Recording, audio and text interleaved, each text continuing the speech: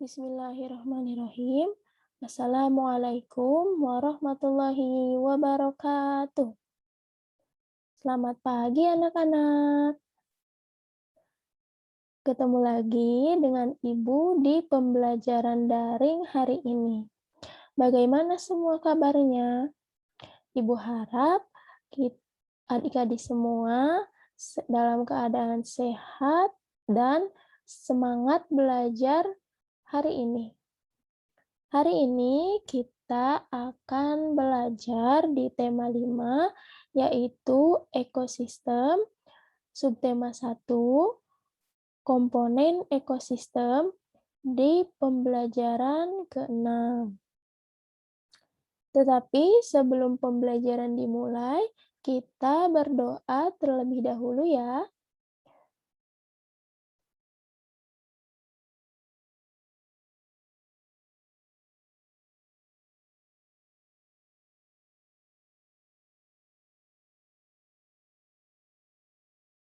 Nah, di sini ada 2 gambar. Coba perhatikan kedua jenis ekosistem di atas dengan seksama. Perbedaan apa sajakah yang dapat kamu lihat dari keduanya? Perhatikan semua komponen ekosistem yang ada pada gambar. Lalu, kelompokkan setiap komponen ekosistem yang termasuk komponen hidup dan komponen tidak hidup, atau komponen biotik dan komponen abiotik.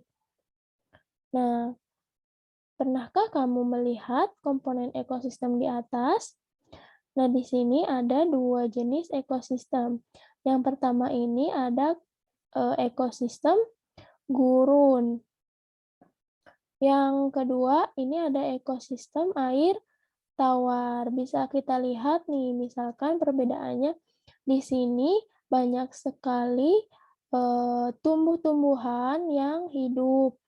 Terus banyak airnya, banyak hewannya. Kemudian di gambar ke-1 ini tuh terlihat sangat panas, gersang, tumbuh-tumbuhan juga sedikit. Begitu juga hewan juga sangat sedikit ya. Nah, itu beberapa contoh perbedaan dari kedua gambar. Nah, coba perhatikan gambar ini. Nah, gambar ini adalah hewan-hewan muda yang baru saja dilahirkan dan menetas. Nah, kalian pasti ingat dong, setiap hewan memiliki cara tersendiri dalam proses perkembangbiakannya.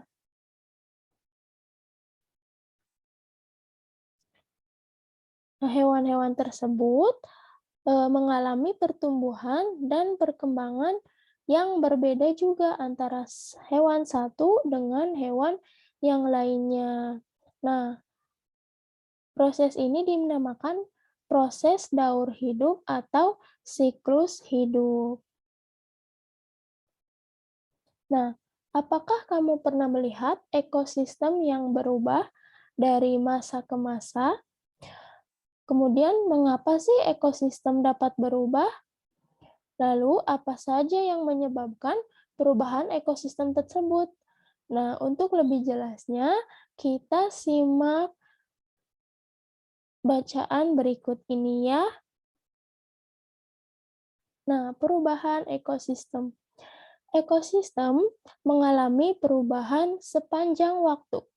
Komponen-komponen di dalam ekosistem dapat mengalami peningkatan maupun penurunan jumlah. Misalnya nih, pada saat musim hujan seperti sekarang, sebuah kebun akan mendapatkan lebih banyak air hujan daripada saat musim kemarau. Nah, lalu tanaman pun akan tumbuh dengan baik karena mendapatkan air yang banyak. Kemudian, jika tanaman tumbuh dengan baik, tikus-tikus tanah juga akan mendapatkan lebih banyak makanan daripada biasanya. Kondisi ini akan meningkatkan populasi tikus tanah di kebun tersebut. Peningkatan jumlah tikus tanah akan mengakibatkan meningkatnya populasi ular tanah. Nah, meningkatnya ular tanah ini juga disebabkan karena mendapat banyak makanan, yaitu tikus tanah tadi di musim itu. Nah, jika pada musim kemarau, air hujan yang turun di kebun juga pasti akan berkurang. Tanaman juga akan tumbuh lebih lambat lagi. Makanan yang dihasilkan juga akan lebih sedikit. Nah, keadaan ini akan mengakibatkan menurunnya populasi tikus tanah yang memakan tanaman di kebun tersebut. Lalu apa akibatnya? Akibatnya populasi ular juga akan berkurang. Mengapa sih? Karena juga berkurangnya sumber makanan pada musim kemarau.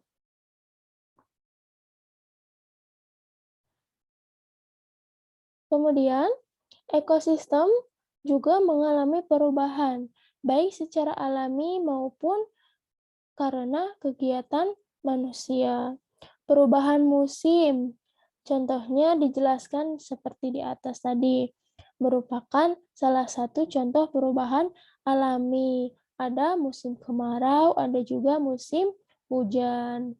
Selain musim, hal yang termasuk faktor perubahan alami adalah bencana alam. Contohnya, gunung meletus, gempa bumi, tanah longsor, kebakaran hutan, tsunami, angin ribut, dan banjir. Manusia juga dapat menjadi faktor penyebab terjadinya perubahan ekosistem. Manusia dapat melakukan berbagai kegiatan untuk memenuhi kebutuhan hidupnya. Misalnya, pembukaan lahan hutan untuk dijadikan sawah dan perkebunan. Itu akan mengubah ekosistem. Kemudian kegiatan manusia lainnya yang menimbulkan pencemaran lingkungan itu bisa mengubah keseimbangan ekosistem. Dan masih banyak lagi kegiatan manusia yang lainnya yang dapat mengubah ekosistem. Nah, berdasarkan bacaan tadi, coba perhatikan setiap pokok pikiran di setiap paragraf. Kemudian garis bawahi informasi penting yang terdapat di dalamnya. Kemudian kalian buat sebuah peta pikiran yang menjelaskan dari isi bacaan tersebut. Seperti ini. Nah, coba perhatikan. Tadi perubahan musim. Perubahan musim ini bisa terjadi sepanjang waktu. Tadi contohnya apa? Contohnya itu tadi seperti musim, ada musim kemarau dan musim hujan. Kemudian apa penyebabnya? Penyebabnya dibagi menjadi dua. Ada yang alami, ada juga karena kegiatan manusia. Yang alami itu contohnya tadi nih, musim, kemudian dan bencana alam.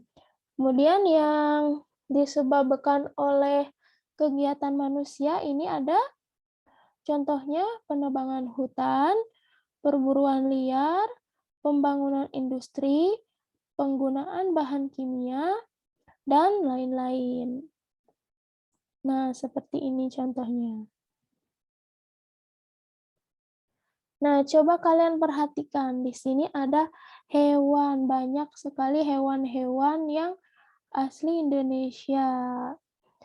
Di sini ada harimau, ada orang utan, gajah, elang, kemudian ada badak, ada komodo, dan juga ada ular. Nah, apakah kalian tahu habitat dan ekosistem tempat tinggal hewan-hewan ini? Nah, di sini ada beberapa siswa atau anak yang sedang berdiskusi. Di sini ada Siti, Udin, dan Dayu. Coba perhatikan. Kata Siti, Din, menurutmu mengapa hewan-hewan tersebut menjadi langka? Udin menjawab, tadi Bu Guru mengatakan bahwa salah satu penyebabnya adalah berkurangnya ketersediaan makanan mereka. Kemudian, Udin menjelaskan kembali, berkurangnya ketersediaan makanan akan mengganggu rantai makanan yang ada pada ekosistem tersebut. Apabila berlangsung lama dan terus-menerus, populasi salah satu hewan dalam rantai makanan tersebut akan berkurang juga. Begitu penjelasan menurut Udin. Kemudian Dayu menjawab, betul juga ya, jika makanan mereka berkurang, populasi mereka juga akan berkurang. Tetapi apa sih yang dimaksud rantai makanan dalam ekosistem itu? Oke, untuk lebih jelasnya, yuk kita simak video selanjutnya. Di slide selanjutnya maksudnya. Nah, di sini ada penjelasan rantai makanan.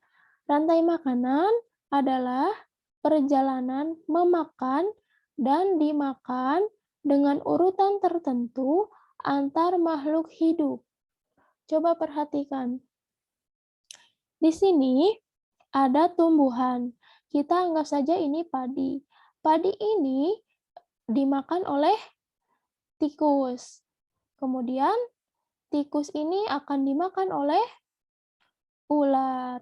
Ular ini kemudian akan dimakan oleh elang. Sehingga akan tiba waktunya elang ini akan mati, kemudian akan diuraikan, lama-kelamaan akan dimakan juga oleh dekomposer atau bakteri. Bakteri ini kemudian yang nantinya akan berubah menjadi pupuk yang berguna untuk tanaman-tanaman atau padi ini.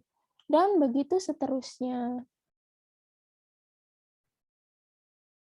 Nah, ini ada penjelasan tentang gambar ini. Nah, seperti yang tadi Ibu jelaskan di sini, padi, nih, misalkan ini padi ya. Padi dimakan oleh tikus. Kemudian, tikus ini akan dimakan oleh ular.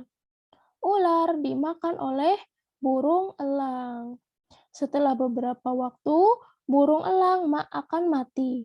Bangkai burung elang ini akan membusuk dan diuraikan oleh makhluk hidup pengurai dan ini makhluk hidup pengurai dan makhluk pengurai ini akan bercampur dengan tanah dan membentuk humus. Humus sangat dibutuhkan oleh tumbuhan, terutama rumput. Nah, begitulah seterusnya sehingga proses ini berjalan dari waktu ke waktu dan terus berputar. Nah, tidak hanya di daratan, rantai makanan di lautan juga ada. Di lautan, yang menjadi produsen adalah fitoplankton. Nah, fitoplankton ini adalah sekumpulan tumbuhan hijau yang sangat kecil ukurannya dan melayang-layang di dalam air. Nah, ini fitoplankton ini adalah sebagai produsen. Kemudian konsumen satunya mana? Nah, ini konsumen satunya adalah zooplankton.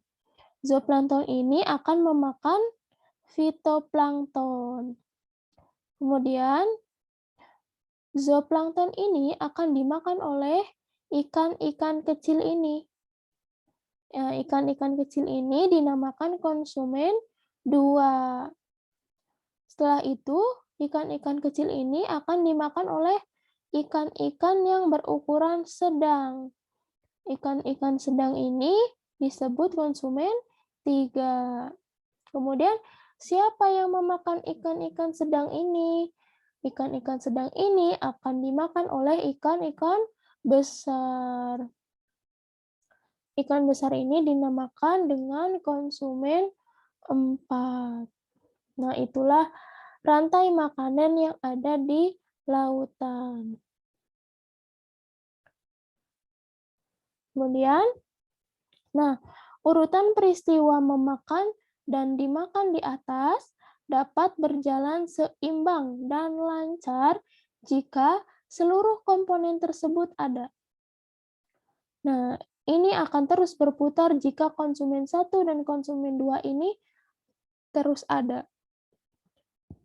Jika salah satu komponen tidak ada, akan terjadi ketimpangan dalam urutan memakan dan dimakan tersebut.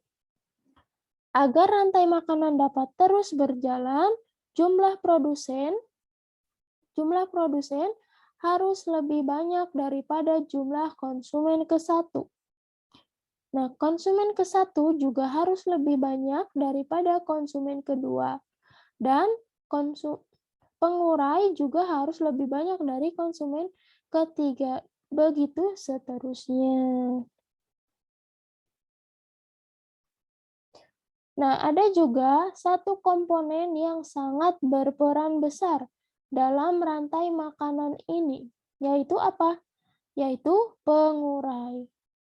Pengurai adalah makhluk hidup yang menguraikan kembali zat-zat yang semula terdapat dalam tubuh hewan dan tumbuhan yang telah mati. Hasil kerja pengurai dapat membantu proses penyuburan tanah. Contohnya itu adalah bakteri dan jamur.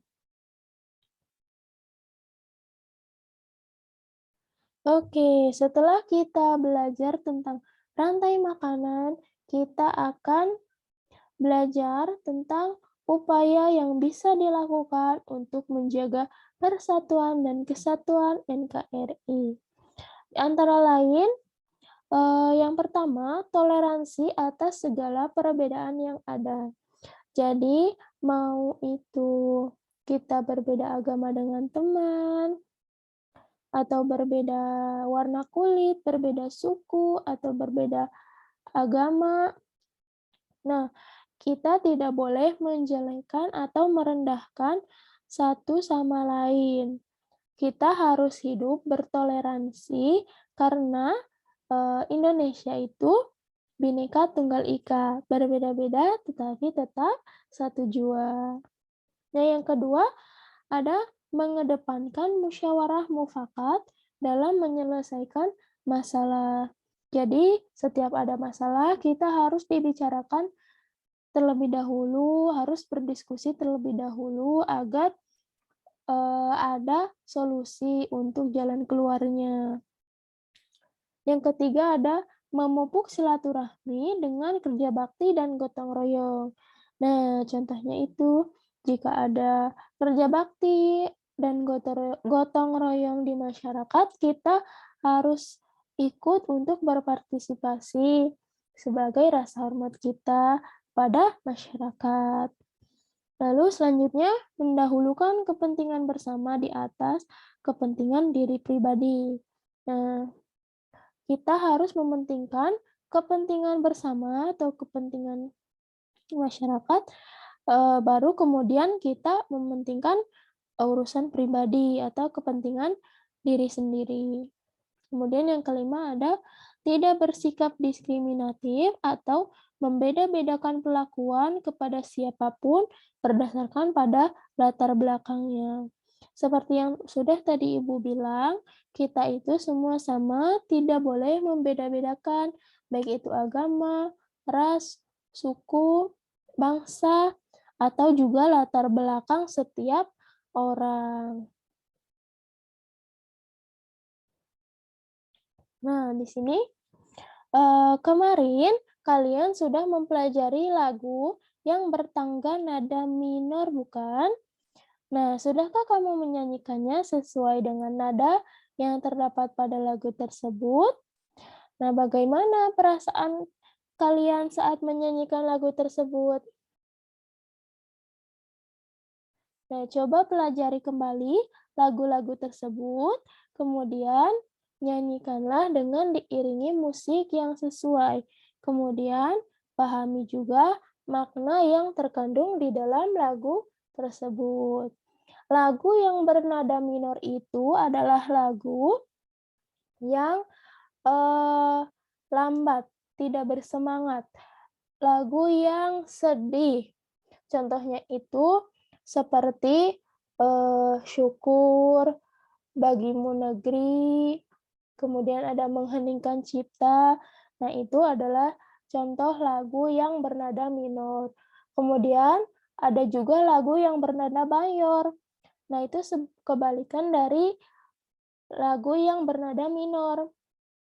Contohnya itu lagu yang bernada mayor itu eh, Berkibarlah benderaku, bangun pemuda-pemudi. Nah, itu Maju Tak Gentar.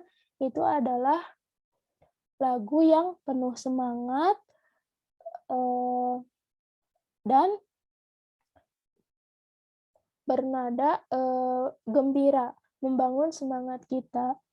Nah, itu contoh lagu yang bernada mayor. Oke. Sampai sini pembelajaran kita hari ini. Semoga bisa dipahami oleh semuanya. Jika ada pertanyaan atau yang masih bingung, boleh ditanyakan. Jangan lupa, nanti ada tugas dari Ibu.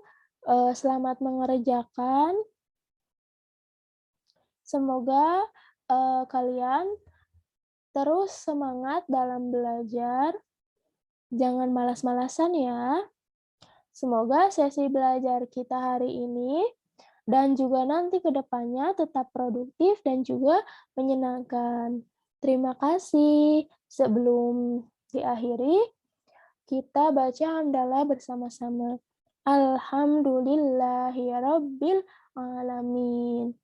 Terima kasih. Wassalamualaikum warahmatullahi wabarakatuh.